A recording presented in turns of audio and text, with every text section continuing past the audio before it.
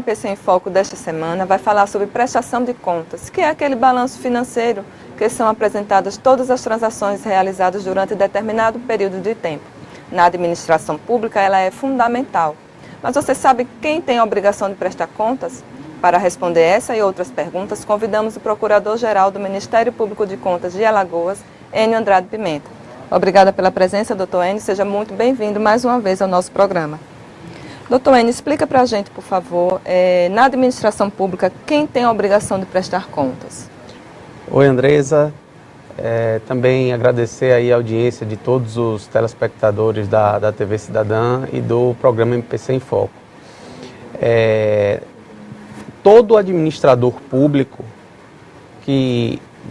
todo aquele que administra qualquer verba pública, tem obrigação de prestar contas aos tribunais de contas, né? No caso de verbas públicas federais, ao Tribunal de Contas da União, e no caso de verbas públicas do Estado e dos municípios, ao Tribunal de Contas do Estado. Então, todo aquele, né, de forma bastante ampla, né, que utilize, guarde, gerencie recursos públicos, tem obrigação de prestar informações ao Tribunal de Contas. Secretários, prefeitos, todos eles têm essa obrigação? Todos, prefeitos, né, presidentes de câmaras, o próprio Poder Judiciário, o Poder Legislativo, o Ministério Público Estadual também envia sua prestação de contas ao Tribunal de Contas do Estado. Então, a competência do Tribunal de Contas quanto à análise da aplicação de recursos públicos estaduais e municipais, ela é bastante ampla. O prazo é igual para todo mundo ou há uma diferença entre gestores? Não, para os municípios existe o prazo que é o dia 30 de abril, né, é o final do primeiro quadrimestre, onde devem ser apresentadas ao Tribunal de Contas as prestações de contas anuais com relação ao exercício anterior. Para o governo do Estado, o prazo é um pouco diferente, o prazo conta-se a 60 dias após a abertura da sessão legislativa da Assembleia Legislativa do Estado. Mas também é bastante próximo, então a gente pode estabelecer de forma geral que o final de abril é o prazo para o encaminhamento das informações ao Tribunal de Contas do Estado, das prestações de contas anuais. Existem as prestações de contas anuais, mas os gestores têm a obrigação de informar mensalmente, é isso não? Exatamente. O que acontece é que o Tribunal de Contas ele tem o poder de regulamentar as informações que ele precisa receber do gestor para que possa ter subsídios necessários para a análise do processo de prestação de contas.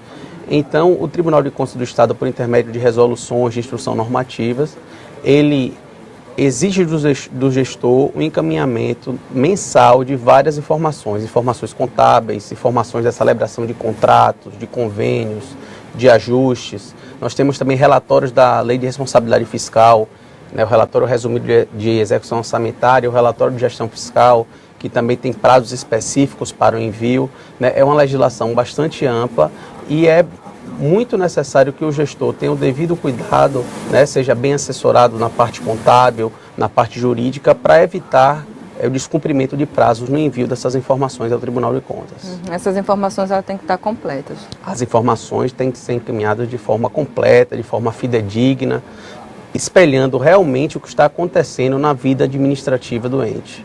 A gente percebe no Tribunal de Contas o julgamento a ausência, na verdade, de alguns envios mensais por parte de algumas secretarias nas prefeituras. É o chamado SICAP. A obrigação é a cada 2 meses, é isso, doutor Enio? O SICAP ele tem a obrigação de envio de documentos, envio de informações contábeis mensalmente, né? Existe também informações relativas a contratos, informações de balancetes. Então, tem uma série, são 2 resoluções, uma tratando do SICAP, que é o Sistema de Contabilidade, e uma outra instrução normativa tratando do envio de outros documentos. Ela é bastante extensa, mas quem lida no dia a dia da administração pública tem o dever de conhecer, né, são prazos que são específicos para cada tipo de documento, para cada tipo de informação. Não tem como a gente entrar no detalhe de cada um deles aqui no programa, mas quem lida no dia a dia da administração pública tem o dever de estar por dentro dessas normas administrativas do tribunal que exigem essas informações para subsidiar uma boa análise da prestação de contas. Então, todos os gastos Na saúde, na educação, os contratos, todos têm que ser prestados contas corretamente ao tribunal. Todos devem ser, toda a informação relativa à gestão administrativa do município, né, da Câmara Municipal, do Estado, ela deve ser enviada ao Tribunal de Contas. Qual a importância, doutor Enio, dessas contas virem para o tribunal? Veja só, o administrador público, ele gera um recurso que não é seu, né? Em todo país democrático, essa análise quanto à legalidade e à legitimidade da aplicação de recurso, ela fica a cargo de um órgão externo à administração pública, que no caso do Brasil são os tribunais de contas, né? É como se fosse uma avaliação externa, né, para que mostrando para a própria sociedade, dando um carimbo de que aquela prestação de conta, que aqueles recursos que são de terceiros, são de toda a sociedade, que eles foram bem gastos. Entendeu? Essas contas também passam pela análise do Ministério Público de Contas. Todos os processos a cargo de julgamento pelo Tribunal de Contas, né, desde os julgamentos de análise de registro de admissão, de pessoal, de reforma, de pensões, processos de prestação de contas anuais de prefeitos, prestação de contas do governador, todos os processos sujeitos a julgamento pelo Tribunal de Contas, eles passam necessariamente pelo Ministério Público de Contas para sua análise e emissão do parecer. Doutor Enio, explica para a gente quais as consequências dessa não prestação de contas. A prestação de contas, inicialmente, vamos imaginar que o gestor não prestou contas. Inicialmente é aberto um processo para aplicação de uma penalidade, que é uma multa, não é uma multa com caráter pedagógico, no sentido de que o gestor ele passe a obedecer os prazos. No caso do gestor não prestar contas efetivamente, o tribunal pode tomar contas do gestor diretamente, ou então pedir a intervenção até do Estado num determinado município, ou em determinado ente que não tenha prestado contas. Então, assim, a gradação das penalidades ela vai depender da resistência que o gestor tenha para prestar contas. Pode haver situações em que seja necessário apenas afastar o gestor e uma outra pessoa assumir o órgão para que preste contas, ou o tribunal ir diretamente ao órgão. Então, assim, existe uma gradação, existem várias formas do tribunal substituir o gestor quanto à sua inércia no dever de prestar contas ao tribunal. Essas contas, quando chegam aqui no tribunal, elas passam por vários setores. Isso. O tribunal ele funciona com 3 diretorias finalísticas na parte de prestação de contas. Tem uma diretoria, que é a DEFAFOI, que cuida dos órgãos do Estado, do Poder Executivo Estadual e dos órgãos do Estado no modo geral. Existe a DEFAFON, que cuida da parte de todos os municípios, e existe a DEFAZENF, que cuida da parte da administração indireta, fundações, autarquias. Então, em cada uma dessas diretorias é feita a instrução processual, é feita uma análise técnica quanto à prestação de contas dos órgãos que lhes são jurisdicionados. Depois que passa por esses órgãos e passa pelo Ministério Público de Contas, elas vão ao julgamento? Depois que passa pelos órgãos instrutórios do tribunal, pela auditoria também, que hoje ainda se manifesta nesses processos, né? Nós temos auditores substitutos de conselheiro que se manifestam nos processos de prestação de contas. Depois de ir ao Ministério Público e com o parecer do Ministério Público, os autos vão ao gabinete do conselheiro relator, que faz um apanhado geral do processo, firma a sua convicção e leva o voto ao plenário para o julgamento. Vamos pensar que essas contas sejam rejeitadas. Quais são as punições para esse gestor que tem a conta, que porventura tem a sua conta rejeitada? Existem, na verdade, também, da mesma forma, o Tribunal de Contas ele tem uma gradação de penalidades, né? A penalidade ela pode vir a ser uma simples multa, né, pelo descumprimento de alguma norma legal, alguma norma regulamentar. Caso seja constatado dano ao erário, né, algum desvio de recurso, o tribunal também pode determinar a devolução dos recursos ao ente público, bem como aplicar uma multa proporcional a esse dano causado. Tem casos que o tribunal, caso fique comprovada a má-fé do gestor, pode inabilitar o gestor para o exercício de cargos ou funções públicas, né? Então, nós temos uma série de ferramentas para poder punir o gestor que não aplica devidamente os recursos públicos. E no caso do gestor que não enviou as informações? Isso no caso do gestor que não enviou as informações, o tribunal pode aplicar multa, pode afastá-lo da função, pode comunicar, né, ao Ministério Público Estadual a ausência de prestação de contas. Isso pode configurar eventual ilícito de improbidade administrativa também. Então o arcabouço jurídico é bastante amplo. Quanto à atuação do tribunal, a aplicação da multa e o afastamento do gestor e o pedido de intervenção são os principais instrumentos para punir o gestor que não atende a esse dever de prestar contas ao Tribunal de Contas. Uhum. O tribunal ele pode declarar a inelegibilidade do gestor que tiver com as contas rejeitadas? Veja só, Andresa, o tribunal ele diretamente não declara a inelegibilidade de nenhum gestor. O papel de declarar inelegibilidade é da Justiça Eleitoral. O que o tribunal faz é, antes da eleição, informar o Ministério Público Eleitoral quais foram os gestores que tiveram as suas contas julgadas irregulares, né? A partir daí, dessa informação do tribunal, existe um procedimento na Justiça Eleitoral para declarar a inelegibilidade do gestor. Mas a rejeição de contas por parte do Tribunal de Contas, ela é um dos elementos que podem levar à inelegibilidade. Uhum. Doutor Enio, recentemente o Ministério Público de Contas emitiu pareceres pedindo a rejeição de 2010, das contas de 2010 do ex-gestor de São Miguel dos Campos e das contas de 2010, 11 e 12 do ex-gestor de Limoeiro de Anadia. É comum encontrar irregularidades nas prestações de contas dos gestores municipais?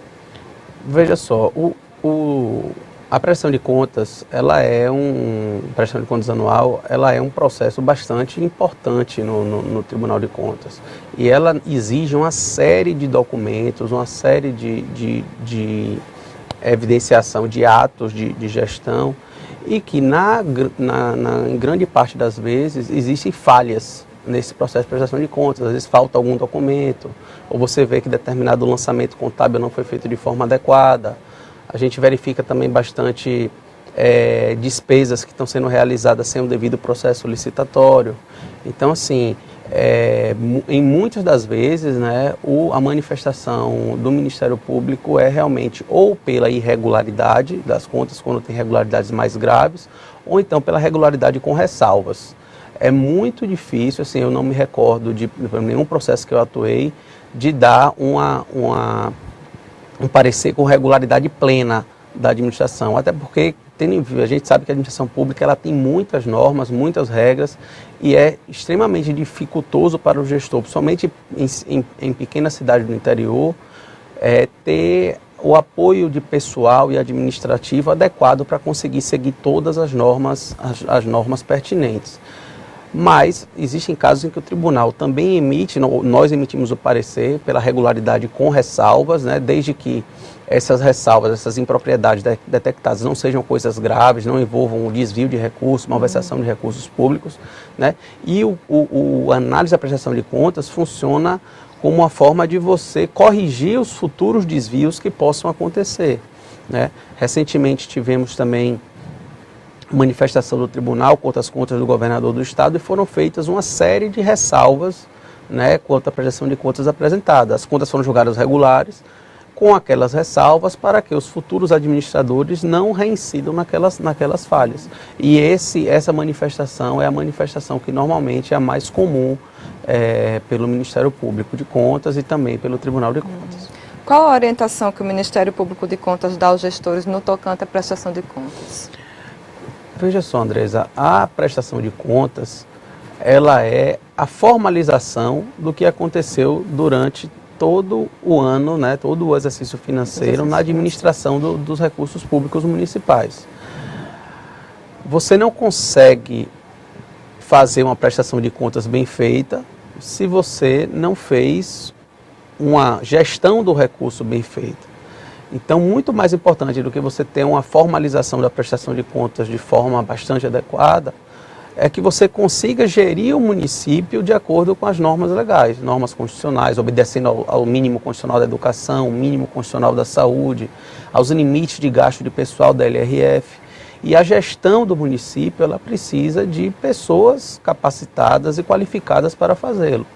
É por isso que o Ministério Público de Contas e o Tribunal de Contas também vem expedindo, né, normas, obrigando os gestores a manter um serviço adequado de contabilidade, né, a instituir as procuradorias jurídicas, que é um elemento essencial na gestão administrativa do município. Que o prazo já vence agora, né?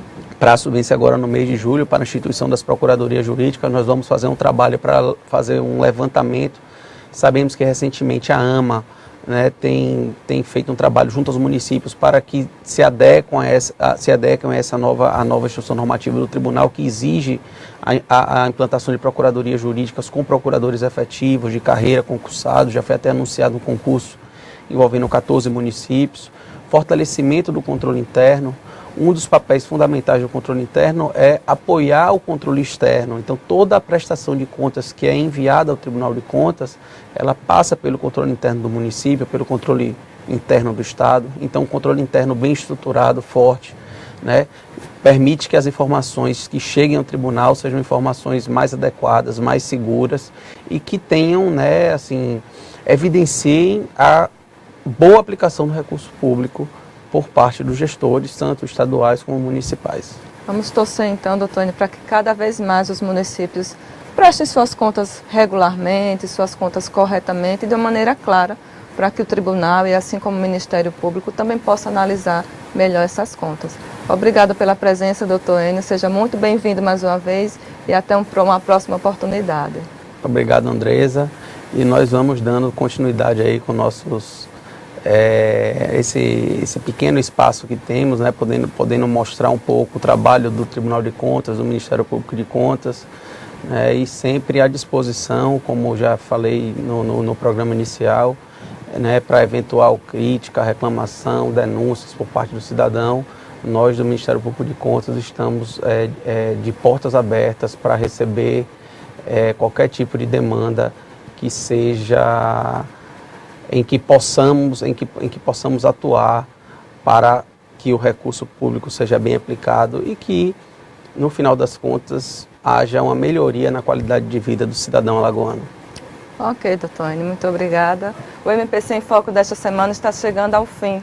Acompanhe também o Ministério Público nas nossas redes sociais, através do Twitter, Facebook, Instagram e também no nosso site www.mpc.al.gov.br. Até mais!